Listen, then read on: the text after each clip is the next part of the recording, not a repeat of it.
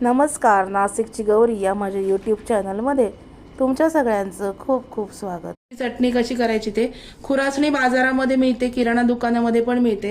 हे बघा, अशा पद्धतीची खुरासणी असते आणि ही खुरासणी छान आधी भाजून घ्यायची। याची चटणी करणार आहोत आपण आज। आमच्याकडे रोज आपल्या पानामध्ये डावा उजवं लागतं। डावा उजवं म्हणजे चटणी, कधी कोशिंबीर, कधी लोणचं, असं रोज काही ना काही लागत असतं। त्याच्यामुळे आज म्हटलं की खुरासणीची चटणी करावी। बारीक गॅसवर ही खुरासणी कढईमध्ये घेतलेली आहे। काळ्या भोर रंगाची खुरासणी असते। छान ती अशी चॉकलेटी होईपर्यंत भाजून घ्यायची आणि छान भाजल्यानंतर मग काय करायचं हे तुम्हाला दाखवणार आहे मी आज। मीडियम गॅसवरती खुरासणी भाजून घ्यायची।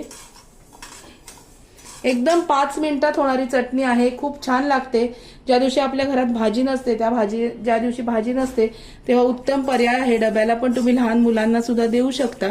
अशी छान लागते ही खुरासणी। तर कोणी याला कारळाची चटणी सुद्धा म्हणतं। तर कारळ म्हणजेच खुरासणी, दोन शब्द आहेत। आता ही खुरासणी छान मी भाजून घेते आणि बोलते तुमच्याशी परत। हे बघा, ही खुरासणी छान भाजून झालेली आहे। भाजल्यानंतर ह्याचा रंग थोडासा बदलतो आणि अशी खमंग चॉकलेटी रंगाची ही खुरासणी तयार होते। हे बघा, अशा पद्धतीने खुरासणी आपली भाजून झालेली आहे आणि आता काय करायचं ते दाखवते।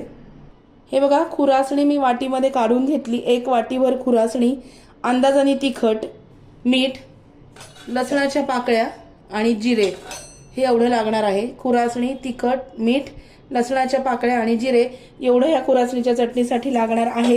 हे सगळं आपण मिक्सरच्या भांड्यामध्ये याची चटणी करून घेऊया। आता आपण पहिल्यांदा टाकूया याच्यामध्ये, आपल्याला टाकायचं आहे तिखट। खाली का टाकायचं, कारण मग वरती खुरासणी टाकल्यानंतर ते सगळ्या पूर्ण मिक्सरमध्ये छान फिरवलं जातं। मीठ, लसणाच्या पाकळ्या बेतानी घालायच्या, नाहीतर जळजळ होते। बेतानी घालायच्या। नंतर हे जिरे आणि ही खुरासणी।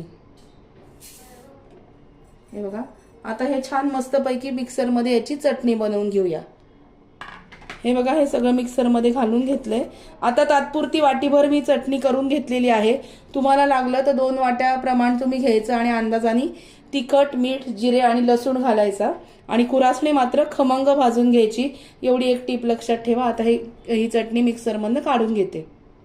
हे बघा, आता ही जी चटणी आहे ही छान मस्तपैकी बारीक झालेली आहे। मिनिमम 3 ते 4 मिनिटाची रेसिपी आहे। खुरासणी भाजण्यासाठी लागतात 5 मिनिट। हे बघा, अशी चटणी मी याच्यामध्ये तयार करून घेतली। खूप छान झाली आहे आणि वास पण खूप छान येतो, याचा सुगंध येतो, खमंग वास येतो। अशा पद्धतीने खुरासणीची चटणी तयार करून घ्यायची आणि मग एखाद्या हवाबंद डब्यामध्ये ठेवून द्यायची।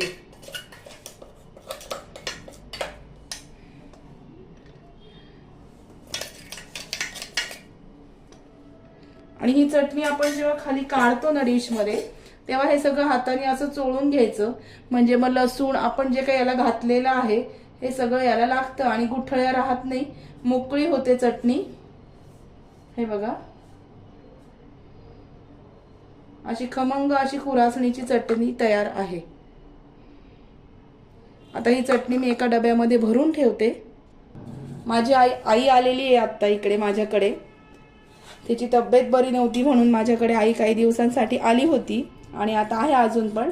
तर ही चटणी अशी चोळून घेती म्हणाली, म्हणजे की नंतर त्याला जो लसूण, जिरे याचा सगळ्याचा स्वाद त्या चटणीला लागतो। आता ही जी चटणी आहे ही एका डब्यामध्ये मी भरून ठेवते। तूप आणलं होतं मी या डब्यामध्ये आणि हा डबा असा घासून ठेवला होता छान। आता याच्यामध्ये ही चटणी छान मी भरून ठेवते।